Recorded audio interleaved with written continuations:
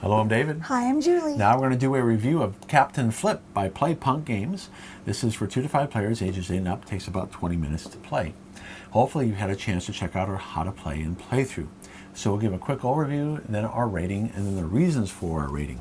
So this game caught our attention when we saw that it was nominated for the Spiel des Jahres, which is the game of the year in Germany. It's been nominated, so we don't know if it's going to win yet at the time of this video. Right.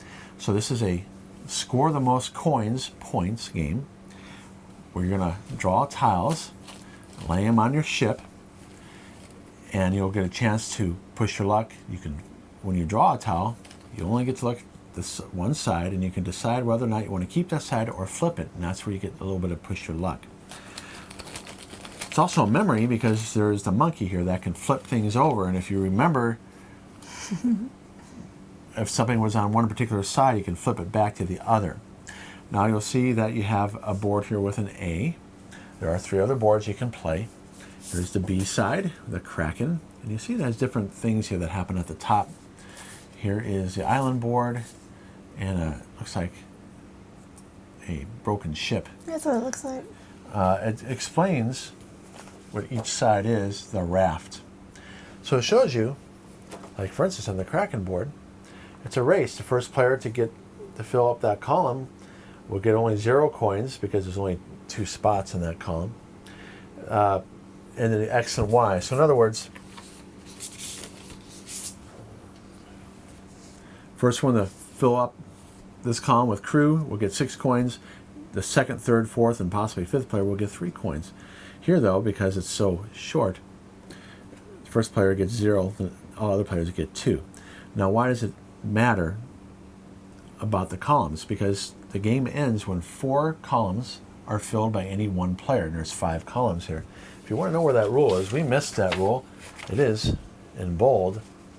But when it says, when someone completes 4 columns, I wasn't thinking, wow, I better count the columns. I'm just thinking, fill in the board. Well, if it said complete 4 of 5 columns, and the example did not show, for instance, that 4 columns are even filled there when it did scoring. So that's what confused me a little bit. So how is it possible that the game can end when somebody hasn't even filled in all their columns? Well, because people can get extra turns with the parrot. So let's talk about the tiles. There are 72 tiles, 144 sides. There are 9 characters, 16 sides per character. So that's 9 times 16 is 144 sides. If you place a cartographer, you take the treasure map, and it's worth 1 coin, but it also breaks ties at the end of the game. And you have this symbol here. If you place a navigator, for every cartographer you have, you get 2 gold. So the tiles here on the left, you score immediately when they're in yellow. The tiles on the right are gray. You score at the end of the game. So navigators only worth 2 coin if you have cartographers already on your ship.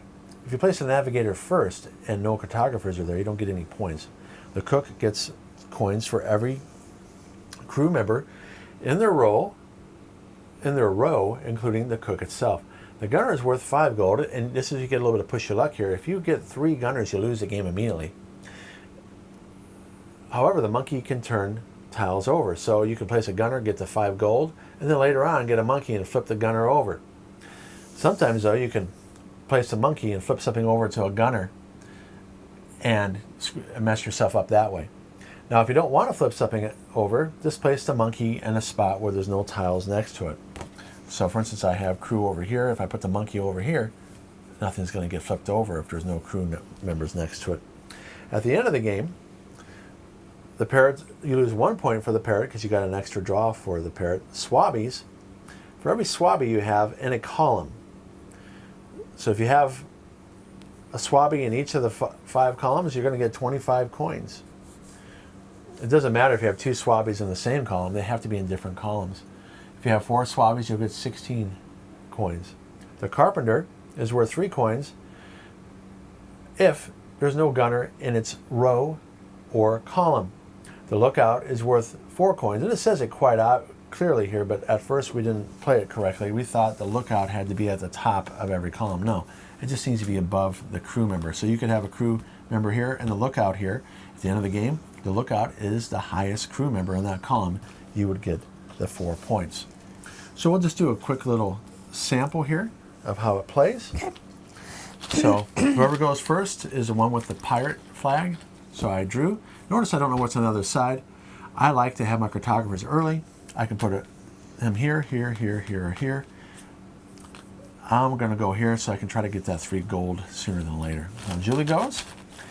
You do play an equal number of turns once a player fills 4 columns. Okay, I have a gunner, but I don't want it. You sure? Yep. Oh, you So got I a got a swabby instead. Okay, so that's good. So now Julie wants to get swabbies in the other columns. I drew a carpenter, and I'm going to go right here. Hope I don't place a gunner here or here. You'll be worth 3 at the end if I don't. Oh, I forgot. With the cartographer, I'm supposed to get the map. That's right, you are.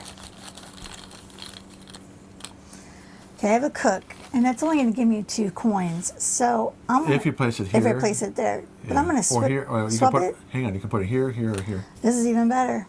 All right, so this lookout's in the highest position. It will always be in the highest position because there's only 2 crew members in that column. And then I go, okay, swabby, that's good. I'm going to go here, and I get 3 coins. And then we're going to go back and forth until somebody fills up 4 columns. Now, if I fill up 4 columns first, Julie will get another turn because I was the first player. If Julie filled up 4 columns first, I would not get another turn. Nope. Because she was the last player. Because I'm better. All right, let's see how we rated it. So we rated this a 7, usually willing to play. I think if our boys were younger, it'd probably be higher if they wanted to play it more. Right now, we haven't played this game enough. It could go up to an 8, 9, or 10 over time if we play it a lot more. We haven't played the D and C boards yet. I think we might need to try that. And I know there's a promo board that's out there too. Is there? Yeah, I don't know when it's going to be available. Okay. So right now, that means it's going to stay in our collection, and maybe over time, and if we play with other people, it may go up higher. Right.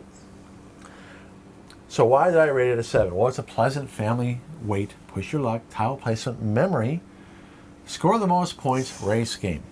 It's more of a race game than we thought because we were thinking you had to fill in somebody had to fill in all 5 columns. Now it's much more tense when it's only 4 columns. So it's easy to learn, teach, and play family game. It has a fun art style. The components are average, so these are thin, but again, you're including 5 of these. Yeah. There's 10 of these in all, double-sided. Right. And the tiles are decent size. Yeah. Thickness, I should say. This game would probably go up another $10 if they made these really thick boards. Yeah, so that's beginning to do that. So they're trying to make it approachable for families by not making it too expensive. So there's some strategy and player interaction, especially with the race mechanic, trying to beat somebody to something. And then when you play with the Kraken board, there's definitely more race here, trying to get up those columns before other players. Yep. The drawbag, though, is too small and it's below average quality. Even bringing it out, it's shedded again. So it's shedding right Sheds here. more than our dog. So this is one of those bags where it sheds too much. And look at the size of the bag compared to my hand. This needs to be double the size. And even for Julie, it's too small because the tiles take up too much space. So if they reprint this, and if they need to charge a couple more bucks, make the bag bigger. Yeah. And now that you are a Spiel des Jahres nominee, I'm sure you're reprinting already. Probably. All right, so see what Julie had to say. I think this is a fun tile placement puzzle family game because it is like a puzzle. You're putting things together to make the best, opportunity happen. You're trying to get things next to each other that's going to give you more points. The art's real cute. It's easy to learn and play. And David already said that last year, average pieces and the bag's way too small for anyone with bigger hands than a little kid. I mean, I can get my hand in there, but yeah, it'd be more comfortable if there was a little bit more even room. then, if you get your hand in there, the tiles take up too much space. Yeah. So they need to fix this. Yep. Other than that, we haven't played the other 2 games yet that were nominated. No, we have for to try Game of those the Year. out. We own the other two. We just haven't had a chance to play them yet. Well, we'll check them out and let you know how it goes. So that's Captain Flip. If you want to see the full playthrough, it's pretty interesting who wins. It was actually a surprise. It was very close. All right, thanks for watching. Thanks so much, you guys. We hope you had fun. We'll see you in the next video. All right, bye-bye. Bye.